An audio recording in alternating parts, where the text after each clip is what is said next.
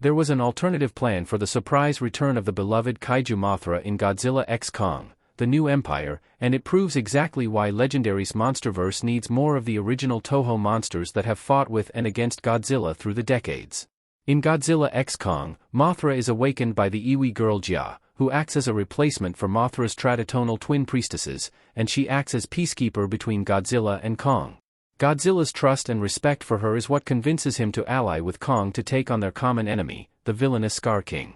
However, Mothra's return was far from guaranteed. In fact, director Adam Wingard revealed a new monster that could have taken the place of Mothra if it turned out that Legendary couldn't use the giant moth. The creature's name was Phosphora, and she had a gentler design to reflect her role, which would have been as a stand-in for Mothra as peacekeeper between Kong and Godzilla. Wingard revealed the plan was always to use Mothra though, and his reasoning speaks to exactly why the Monsterverse would benefit from involving more classic Toho monsters as it inevitably moves forward. Adam Wingard is right, Godzilla and Kong's ally had to be Mothra. Her history with Godzilla was essential to the role she played in the final battle. Close-up look at Mothra in Godzilla King of the Monsters.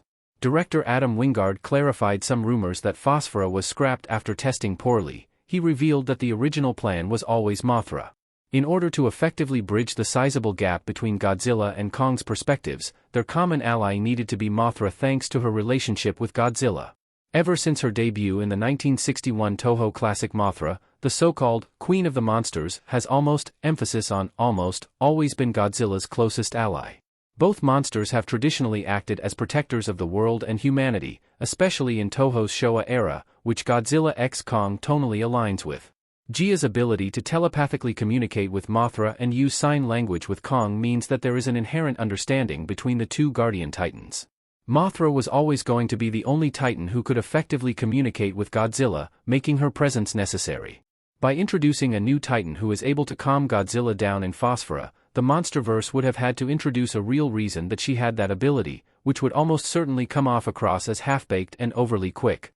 The Monsterverse original Titans shouldn't replace Toho's kaiju.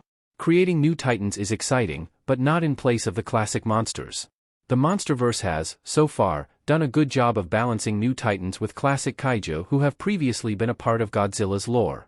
Legendary has shown deference to the original Toho creations at almost every turn, ensuring that they don't mishandle the original monsters from the iconic Japanese production company.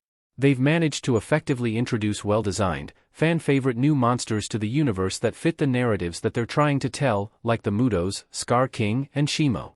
It would have been a massive mistake for Legendary to replace Mothra's natural role with a new Titan, and that will remain true for any future Monsterverse movies. The lore behind classic monsters like Mothra, Rodan, or Anguirus is so well established that replacing them with previously unknown Titans can only be a source of disappointment. While Godzilla x Kong, The New Empire's box office returns prove that there are plenty of new fans discovering the appeal of Godzilla and his monstrous rogues gallery. The heart of the audience across the globe are fans of the original Godzilla movies and kaiju. The Monsterverse next movie should balance original and classic monsters. The Monsterverse has proven it can accommodate the best of both worlds. Kong and Scar King fighting in Godzilla x Kong The New Empire image via Warner Bros. Pictures. One of the most positive takeaways from Godzilla x Kong, The New Empire is how it was able to balance the new villains in Scar King and Shimo with the established lore of Mothra. Godzilla, King of the Monsters and Godzilla vs. Kong focused largely on original villains from Godzilla's history in Ghidorah and Mechagodzilla, but both movies also found a logical way to mix in new titans like the Warbats, Scylla, and Behemoth. Future Monsterverse movies need to ensure that the nostalgia that accompanies the Toho monsters doesn't overshadow the potential of new titans.